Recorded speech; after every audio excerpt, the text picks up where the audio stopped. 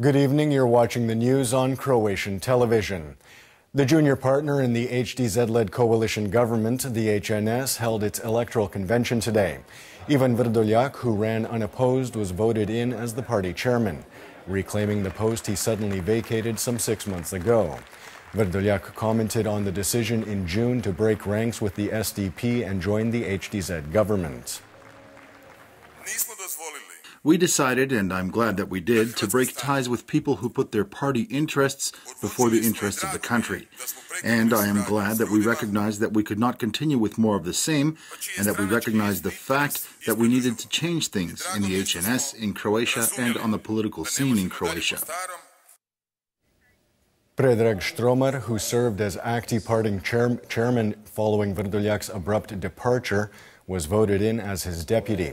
Štromar, who currently serves as Deputy Prime Minister and Minister of Construction and Spatial Planning, also reassured party delegates that the decision to join the coalition government had been a good one. In spite of the fact that all of us may have had some reservations about the decision at the time, I can say with certainty now that it was the right decision. In the past 6 months, more reforms and projects have been initiated than in the past 2 years. We have been hard at work and succeeding in making progress on an issue that was at a standstill for decades, and obviously I'm referring to education reform. According to the chair of the People's Party bench in Parliament, Vrdoljak plans to focus his efforts on work within the party. According to my information from talks with him, he clearly reiterated several times that he has no intention of returning to parliament benches or the government. He primarily wants to continue working on what he has started within the party. Senior HDZ official and parliament speaker Gordan Jandrokovic today commented on how Vrdoljak's return to politics will affect the coalition government. Cooperation with the HNS has been very good so far. We are working on joint projects and have shown respect for the differences that exist between the HDZ and HNS, and I believe that our cooperation will continue to be satisfactory. Appearing on Croatian television's Sunday at 2 talk show today, the Croat member of the presidency of Bosnia and Herzegovina and its current chairman, Dragan Čović, said that the formation of a third entity in Bosnia and Herzegovina is a way of possibly ensuring equal rights for the Croat people there. A third entity is a realistic possibility for Bosnia and Herzegovina, and this needs to be taken seriously.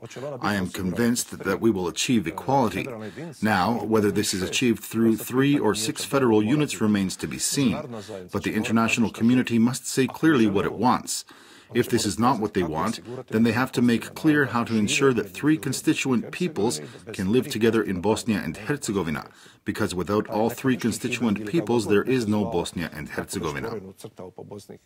Following Friday's heavy rains, authorities have warned that water in the wider Split and Imotski areas are still murky and not suitable for consumption. Citizens in the area are being advised to boil water before use for cooking or drinking. Following the appearance of murky water in March of this year, we initiated the required procedures in agreement with city authorities to one day build a filtration plant. Recent strong southerly winds have washed massive amounts of driftwood and garbage into Dubrovnik's Old City Part. Most of the debris is coming from Albania. While this is not uncommon, this is the most garbage ever washed into the city port. City services and volunteers are working to remove the debris from the water.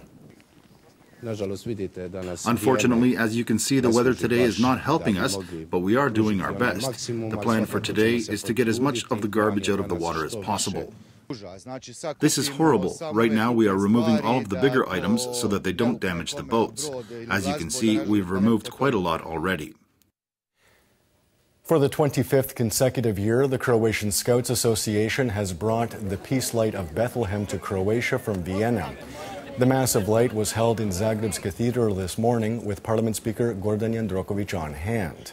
Austrian Scouts have been bringing the light to Vienna from Bethlehem since 1986. First, we bring the light to the cathedral. The Scouts will then light their lanterns and take the light to their parishes, their churches, or cathedrals. And I believe that they will all carry this light with them to their homes as a symbol of peace for this Christmas season. The race for Dignity 55 Plus was held in Zagreb today, in which pensioners and the elderly took part. After completing the 700-meter course, participants were rewarded with some hot tea and a snack. While everyone is walking around shopping centers, the majority of our poorer elderly citizens, and a third of them fall under the poverty line, cannot afford to shop. So we decided to gather a little money, some tea and cookies, and run for the dignity of the elderly. Taking a quick look at sports in the 20th round of play in the domestic football league. Hajduk hammered Inter 5-0 today, while Rijeka beat Rudeš 3-0. The round will end tomorrow when Slaven Belupo and Lokomotiva finish the game they started on Friday, but which was cancelled after the first half due to rain. Going into the winter break, Dinamo is first with 50 points, followed by Hajduk and Osijek with 38 and 36 respectively.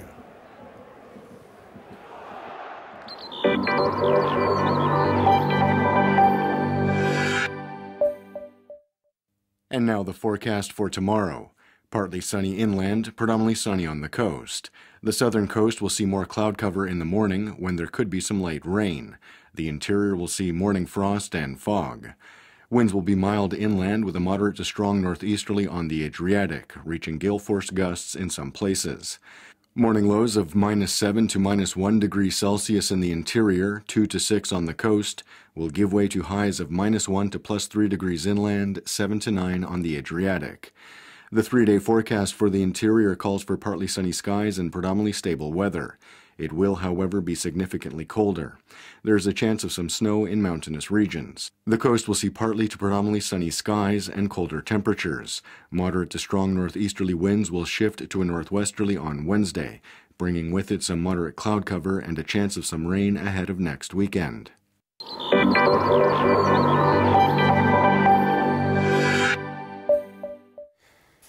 And that wraps up the news. Be sure to join us again tomorrow night.